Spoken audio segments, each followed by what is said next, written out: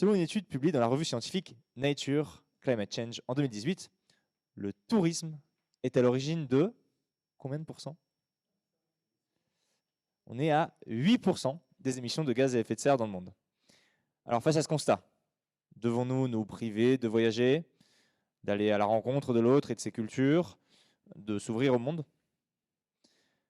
Et si, au contraire, nous en profitions pour réinventer le voyage et explorer différentes manières de voyager? Notre prochain intervenant a fait le tour du monde à vélo pour aller à la rencontre de personnes impactées par les dérèglements climatiques. Et suite à cette expérience, il a fondé l'association Green on the Green Road pour accompagner les personnes désireuses de voyager autrement. Bienvenue à Siméon Baldi de Barral. Merci de l'accueillir.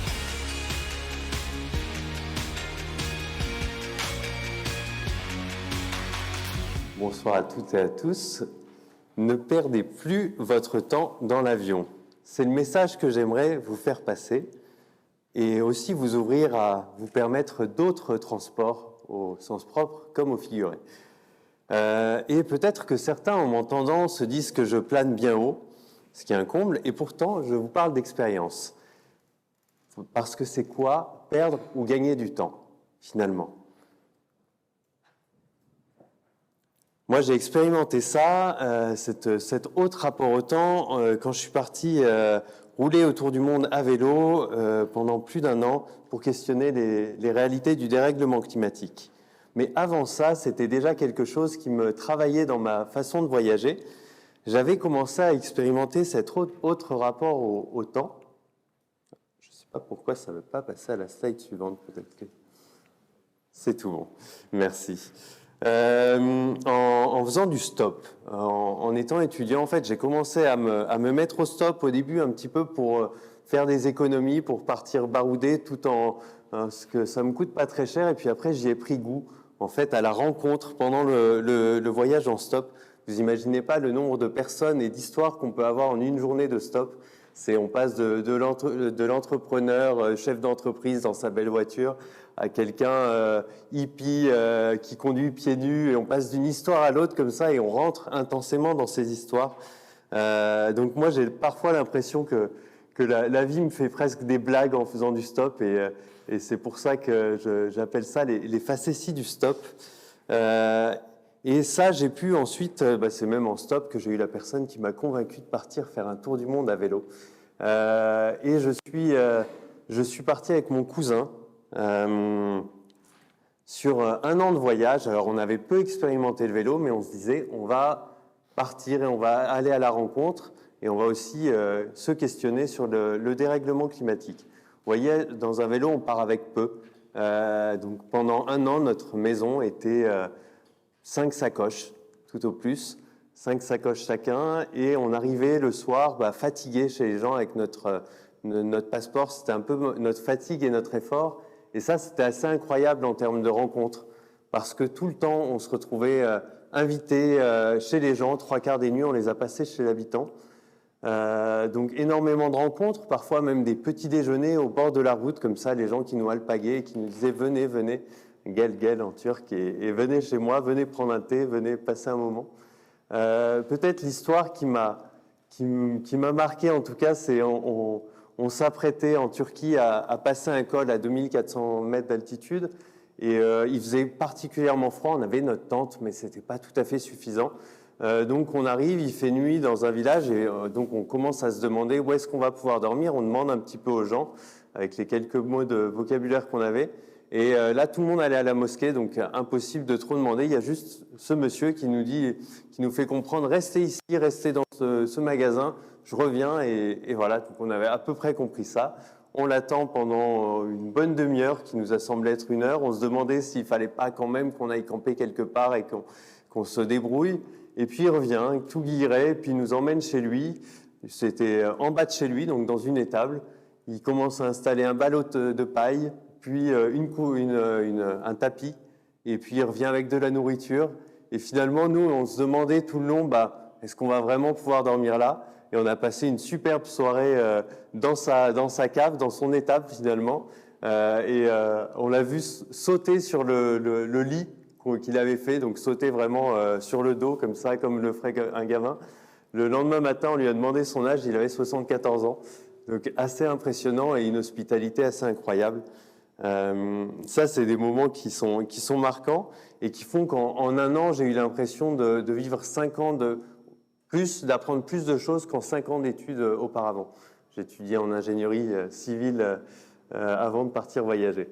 Et bien sûr, il y a aussi eu ce sujet du dérèglement climatique, donc on a pu se rendre compte des réalités. Nous, on était vraiment préoccupés par le dérèglement climatique. Sur le terrain, on a vu plein d'autres impacts humains qui étaient reliés au dérèglement climatique, aux agissements humains, mais aussi des solutions, des citoyens qui portaient des solutions un petit peu partout, des paysans, des ministres, des citoyens activistes, entre guillemets, en fait, juste citoyens. Et nous-mêmes, on s'est posé des questions, ça nous a remis en question très profondément sur notre façon de voir le monde. Et typiquement, sur même notre voyage, on l'a questionné, parce que tout le long, on voyageait à vélo, c'était super bien, pas de logement, donc pas de chauffage du logement, pas d'impact là-dessus, pas de carburant. Le seul carburant, c'était la nourriture, on mangeait local, très local même, on goûtait tout ce qu'on pouvait. Mais on a pris l'avion au-dessus du Pacifique et de l'Atlantique, et puis pour rejoindre l'Inde aussi.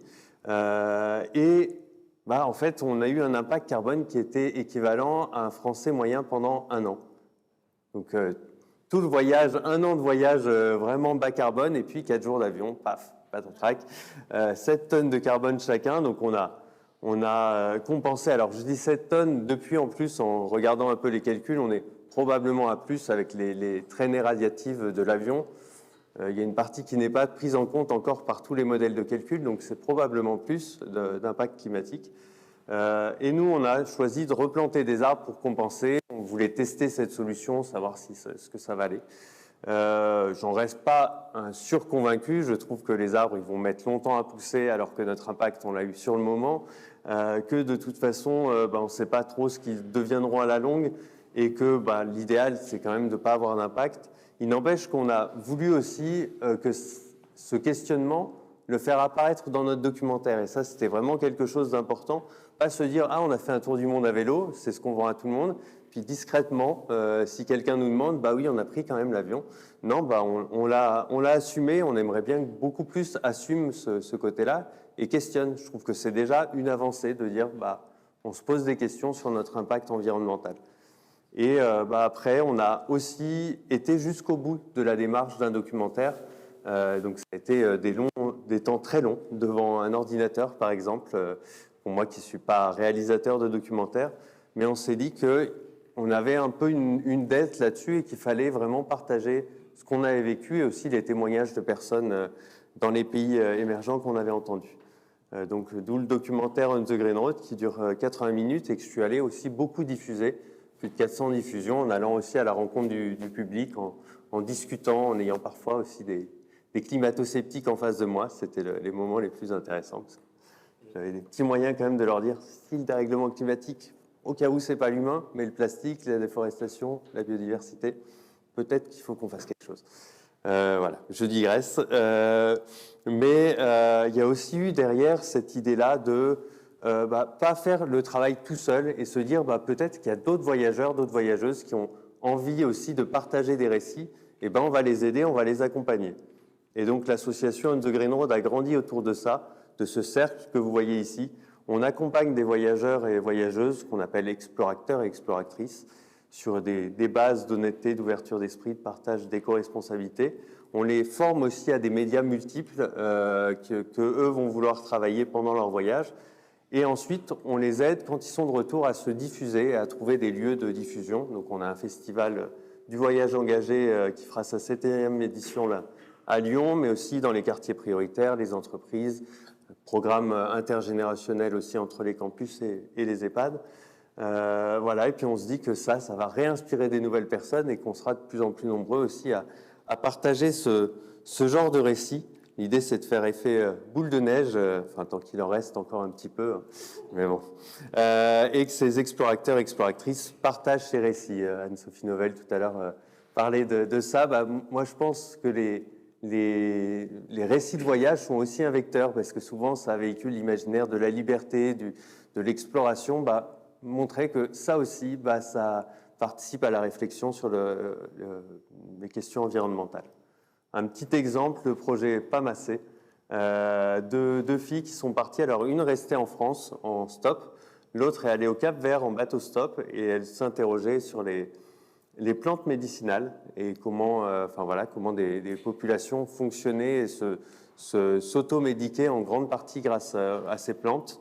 Et donc, elles ont sorti un documentaire, une web-série qui s'appelle PAMACÉ, que vous pouvez retrouver en ligne, donc des épisodes de 20 minutes, alors qu'elles non plus n'étaient pas réalisatrices au départ de documentaires.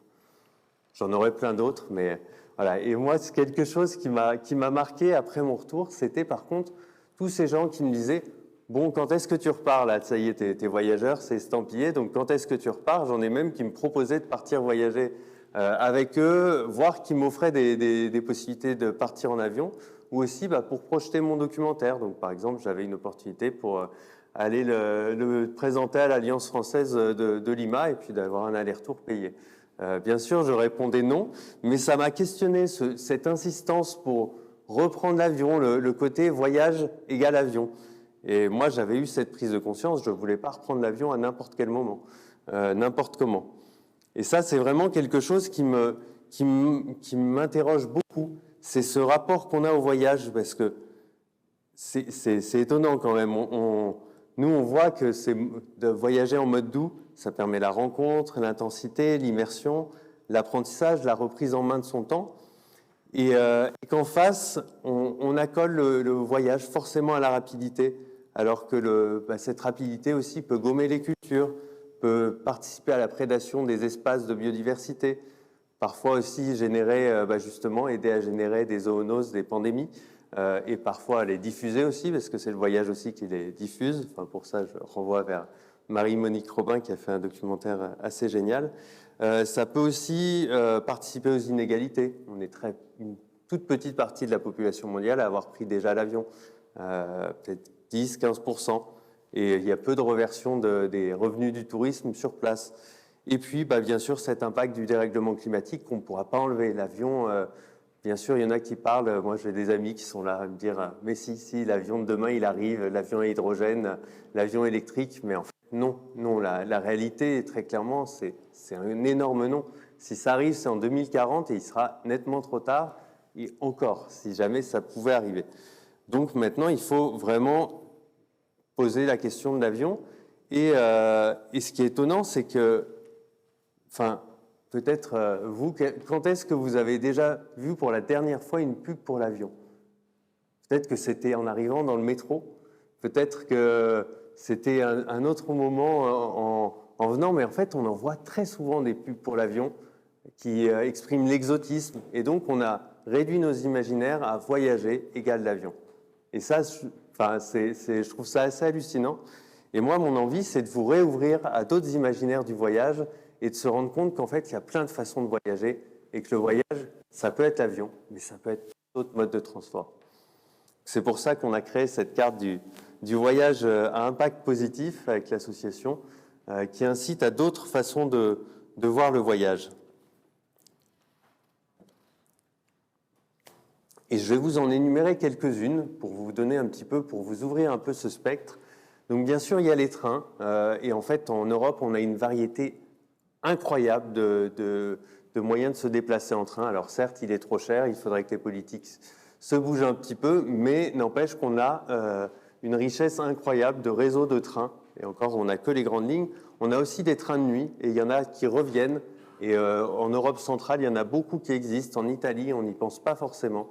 On peut aussi combiner les deux.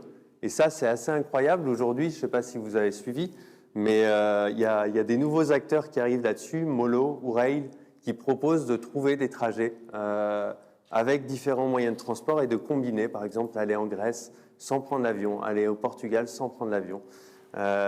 Et on a tout ce qui est autour d'Interrail, qui n'est pas limité juste aux jeunes. Il y a des possibilités de voyager en Interrail à travers l'Europe.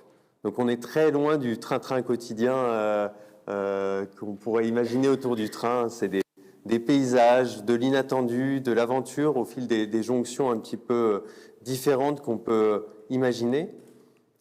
On peut même combiner ça avec le ferry, tout en se disant que le ferry a un impact. Je vous conseille d'aller vers Bon Pote, qui a fait le premier comparateur de ferry. C'est un petit peu difficile d'en avoir, mais voilà, selon si on est en cabine ou pas, selon si on a une voiture dedans ou pas, l'impact est plus ou moins fort quand même. Et puis, il y a plein d'autres moyens de voyager en bateau aussi. Ça peut être Sailcop, qui est en train d'émerger, ou la bourse aux équipiers. Alors, bien sûr, entre le transat au bord de la piscine et la transat sur l'Atlantique, il y a des intermédiaires, il y a des possibilités quand même de faire des voyages sur la Méditerranée, par exemple, en voilier, de découvrir à petit rythme ce mode de transport aussi qui permet de découvrir d'autres choses. Le vélo, qu'on peut combiner d'ailleurs avec le train. On n'est pas obligé de faire un grand périple autour du monde, hein, bien sûr. Il y a plein de possibilités pour s'expérimenter au vélo et je trouve que d'ailleurs le plus courageux, c'est de se lancer parce qu'une fois que nous, on était partis dans le voyage, après ça allait. C'est les premiers kilomètres finalement qui forgent un petit peu le mental, forgent aussi les mollets et permettent de se rendre compte que c'est possible. Vous voyez, en Europe, il y a plein d'Eurovélo, il y a plein de possibilités pour trouver des solutions sur le vélo. Il y a des applis qui existent. Il y a France Vélo Tourisme qui répertorie plein de chemins accessibles en vélo et pour différents niveaux avec assistance électrique, pas assistance électrique. On peut bien sûr le faire grimper dans des trains, faire des parties en train. On a le kayak, le bateau aussi qu'on peut imaginer et ça permet de découvrir totalement autrement des zones. Vous imaginez découvrir la Loire en kayak, vous ne voyez pas du tout la même chose que si vous aviez longé la Loire, même à vélo ou en voiture. Donc c'est totalement autre chose. Donc on a aussi une autre version, une autre possibilité du kayak, mais peut-être en allant moins loin que l'Himalaya, en voyageant avec un animal. Donc là avec un âne, mais ça peut aussi être avec un cheval, et c'est toute une expérimentation de la lenteur, parce que forcément l'animal va s'arrêter à certains endroits, va avoir d'autres objets de curiosité, bien sûr en faisant attention à sa santé. Mais il y a aussi la possibilité d'aller marcher, d'aller faire du stop, et tout ça, c'est des possibilités super riches en termes d'expérience. Et parfois, même dans sa ville, on peut aller redécouvrir sa ville. Bon, moi, c'est Lyon, mais ici, pareil, on est dans des villes touristiques, dans des régions touristiques. Peut-être se remettre un petit peu dans la peau d'un touriste et se perdre un petit peu, aller poser des questions, aller découvrir des lieux. Voir, ça c'est EcoVoyage qui crée ça, une jeune entreprise qui crée des expériences immersives en s'appuyant sur les diasporas. Parce qu'en fait, on est dans des villes très diverses. Et par exemple, on peut avoir une immersion en Inde, en Colombie, au Congo, juste avec les diasporas qui vivent ici par les 5 sens. Donc il y a vraiment un champ d'exploration qui est assez énorme et pourtant on se limite souvent à l'avion. Nous, c'est ce qu'on essaie de faire aussi avec l'association On the Green Road, on essaie d'aider à ça. Par exemple, aider en individuel, on lance une école du voyage engagé, Via Campus, qui fera sa rentrée en janvier. Donc pour que des personnes puissent être accompagnées, être formées aussi à ce voyage de demain et aussi avoir une posture non coloniale, avoir des approches un petit peu différentes dans leur façon de voyager. Et puis on intervient aussi dans des campus, mais aussi dans des entreprises pour bouger les pratiques, par exemple des comités d'entreprise, permettre aux gens de expérimenter qu'en fait il y a possibilité de faire un voyage super intense, super riche, mais sans partir au Costa Rica ou à l'autre bout du monde. Et puis sur les campus, travailler un peu sur les mobilités étudiantes et se dire peut-être qu'il y en a qui sont particulièrement logiques et importantes dans un parcours. Peut-être que si on part 1 an à l'autre bout du monde, oui, peut-être, mais peut-être qu'il y en a d'autres qu'on pourrait éviter et changer un petit peu les pratiques sur les campus. Et surtout, ce qu'on a envie de questionner, c'est pourquoi est-ce qu'on voyage ? Que chacun se questionne sur pourquoi je pars voyager, moi. Et ensuite, de choisir ses modes de transport. Je trouve que ça serait le plus intéressant, choisir le mode de transport, puis se poser la question de pourquoi je voyage, mais vraiment commencer par le pourquoi je voyage. Et par exemple, si on a envie de prendre le temps, de prendre un bain de nature, pourquoi est-ce qu'on va à l'autre bout du monde, tout le stress aéroportuaire ? Si on a envie de découvrir une culture, pourquoi se laisser vendre un séjour effréné en 10 jours où on va voir le connu et jamais avoir le temps d'immersion, d'interaction authentique avec les locaux ? Si on a envie de voir du patrimoine, pourquoi aller dans des lieux surtouristiques où, in fine, on aura à peine le temps de faire sa photo Instagram ?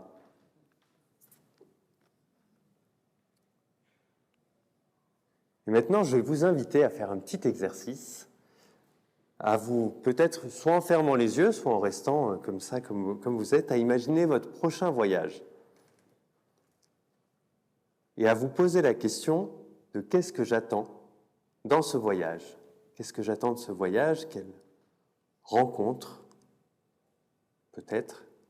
Quelles envies, quels besoins vont exaucer ce voyage? Qu'est-ce que j'y mets derrière? Peut-être que vous pouvez aussi vous imaginer autour de ça avec qui vous partiriez, seul, à plusieurs. Combien de temps? Est-ce que c'est une semaine? Est-ce que c'est quelques jours? Est-ce que c'est un mois? Est-ce que c'est un voyage de plusieurs mois même duquel vous rêvez? Et au final, vous vous posez la question de quel moyen de transport vous allez mettre derrière tout ça. Et peut-être quel moyen de transport au pluriel. Est-ce qu'il y en a qui pourraient être originaux, peu carbonés, qui pourraient rentrer dans le champ de ce que vous voulez faire? Et là, imaginez-vous que vous êtes dans ce voyage. Vivez-le un petit peu, quelles rencontres vous faites, quels moments extra, quels sons, quelles odeurs, quelles saveurs.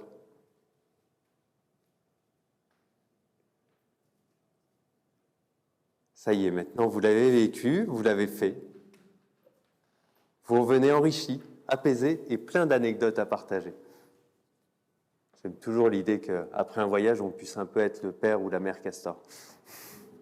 Vous voyez, vous pouvez voyager autrement, contribuer à limiter le dérèglement climatique, contribuer aussi à limiter la perte de biodiversité et de diversité, sans dissonance cognitive et surtout en revenant enrichi.